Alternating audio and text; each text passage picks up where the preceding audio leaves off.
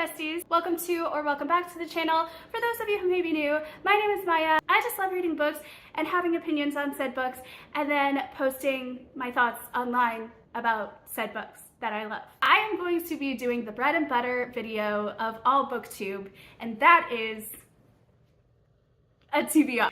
So I have 4 books, but I'm gonna show you 5 and you'll see why in a second. So let's get into the books. Okay, so first up on the list is Crooked Kingdom by Leigh Bardugo. She thick. She is also a part of a duology. So Six of Crows was the first book in the series that I read. I gave this a 5-star. It was amazing. And actually, I think this got me back into reading for a hot little minute after my 2-year just not reading. I wouldn't even call it a reading slump. I just didn't read for a couple of years. Then I tried to come back into reading and force it, which created another YouTube channel that we do not speak of. I was on Booktube before. We don't talk about Bruno. I have since deleted all the footage, so there is no possible way, unless someone screen recorded, but I don't know why you would, any of my videos back then. That's beside the point, but this is one of the books that got me back into reading, and I've had little stints here and there of reading and not reading, and now I'm back in my reading era. So now we're gonna try and go for this big chonker of a book that is significantly bigger than its first. Look at that. Look at that. This is like the 1.5 times version of the 1 times version. Like, this is crazy. This is like the secret 5th book that kind of is gonna sneak its way in, because I would love to read the duology together, because while I remember what happened here, I only remember the bigger plot points. I don't know if I'm gonna remember all the details necessary that may be needed for this one. So I'm gonna try and read this as a duology and see, but if I don't and only read this one, then that's okay too. I'm just gonna read from the back of the book so I give no spoilers. Cass Brecker and his crew have just pulled off a heist so daring even they didn't think they'd survive. But instead of divvying up a fat reward, they're right back to fighting for their lives. Double-crossed and badly weakened, the crew is low on resources, allies, and hope, as powerful forces from around the world descend on Ketterdam? Let me know the correct pronunciation in the comments below. To root out the secrets of the dangerous drug known as Jerdaparam, old rivals and new enemies emerge to challenge Kaz's cunning and test the team's fragile loyalties. Jesper tapped his fingers restlessly. Has anyone noticed this whole city is looking for us, mad at us, or wants to kill us?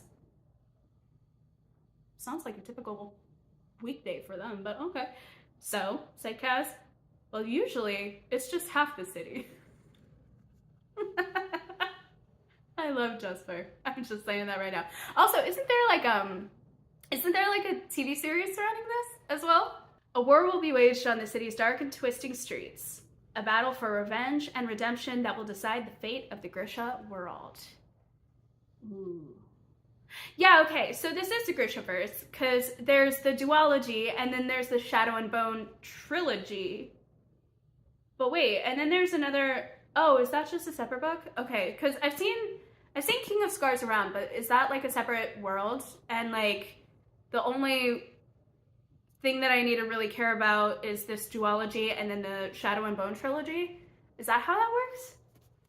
I feel like I needed to do more research before I did this TBR video, but you know, sounds amazing, entertaining, and right up my alley. Nevermore, The Trials of Morgan Crow by Jessica Townsend. This has been on my radar for so long. Let me read back. Let me tell you guys what it's about. So, Morgan Crow is cursed. Born on eventide, the unluckiest day for any child to be born, Morgan is blamed for all local misfortunes. I feel like that's unfair. And worst of all, the curse dooms her to die at midnight on her 11th birthday. Well, that is going to be the shortest series in existence, if that were actually the case. But as Morgan awaits her fate, a remarkable man named Jupiter North appears, whisking her away into the safety of a secret magical city called Nevermore. It's in Nevermore that Morgan discovers she must contend for a place in the city's most prestigious organization, the Wondrous Society. Wondrous being W-U-N-D-R-O-U-S. I feel like that's a little on the nose, but that's okay. Morgan must compete in 4 dangerous trials against hundreds of other children, or she'll have to confront her deadly fate. Can anyone say Goblet of Fire? But also she's 11, so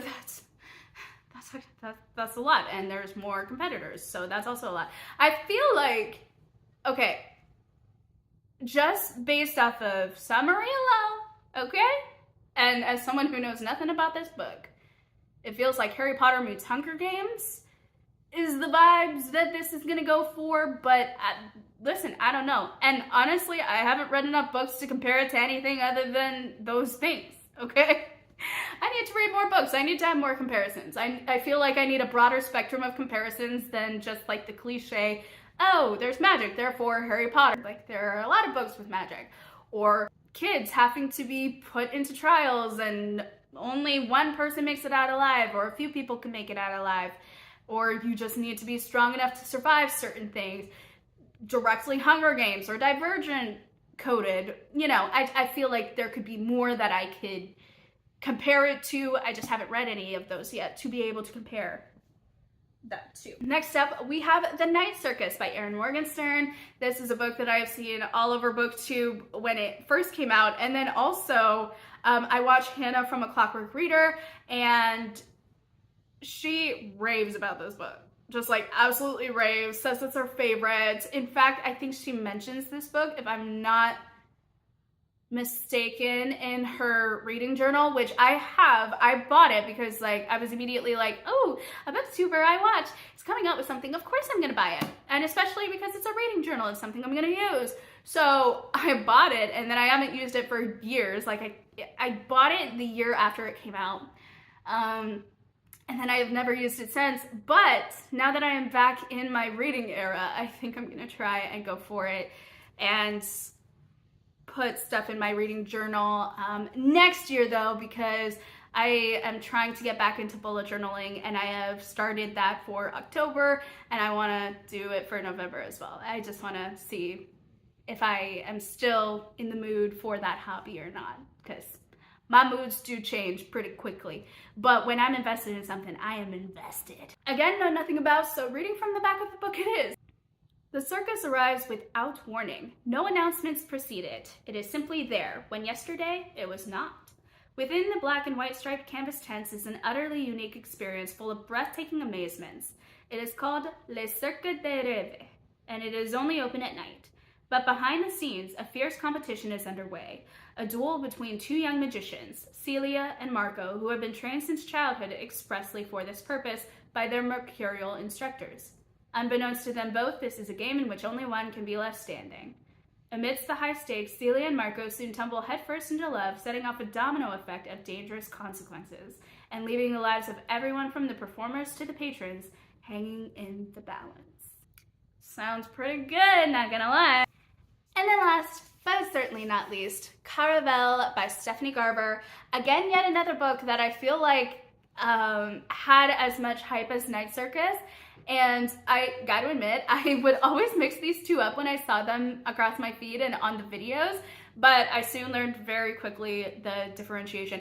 And I don't even know why I thought these were the same book. I mean, look at the covers. So different. So different. So I don't know.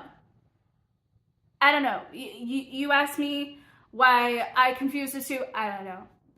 I genuinely don't. Summary time. Scarlet Dragna has never left the tiny island where she and her sister Tella live with their powerful and cruel father.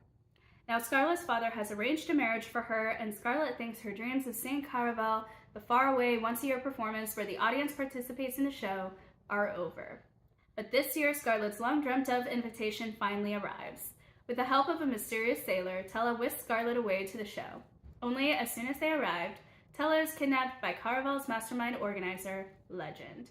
It turns out that this season's Caravel revolves around Tella, and whoever finds her first is the winner. Scarlet has been told that everything that happens during Caravel is only an elaborate performance. Nevertheless, she becomes enmeshed in a game of love, heartbreak, and magic. And whether Caravel is real or not, Scarlet must find Tella before the 5 nights of the game are over, or a dangerous domino effect of consequences will be set off, and her beloved sister will disappear forever. Welcome, welcome to Caravel. beware of getting swept too far away.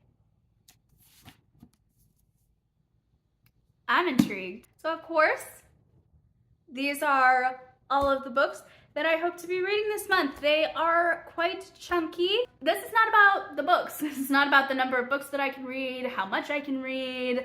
It's not about page count or anything statistics-wise. This is just like, these are the books that my eye was drawn to, and they just happen to be very big. And I was like, okay, you know, there are some other books here that are also drawing my eye, but just for the sake of sanity, let me just like, for visual aid, let me make it tiny and then we'll go from there. My mood reading, it takes me wherever, but first it needs a direction to start down, and then the second that it knows what it wants, it's like, okay, we're good now. We're good to go. So I need to directionalize my mood. That's a word. Anyways, so these are the books that we are going to be reading, and I hope you guys enjoyed this video. I hope you guys enjoyed Booktober. If you guys have watched the Booktober videos, if you guys have not, I will have a playlist on the channel. It's more so if you want to. We just had a fun month celebrating books and bringing back some tags and different challenges and, you know, wrapping in a bunch of different conversations amidst themed reading vlogs. It was just a fun time. So if you guys want to check that out, feel free to do so. If you guys want to subscribe and join our little community here, feel free to do so. If you guys want to follow me on my other social media so you can get more real-time tea on what I'm reading, linked in the description box down below, feel free to do so. And I will be seeing you guys in the next video next week. Same time, same channel. Bye!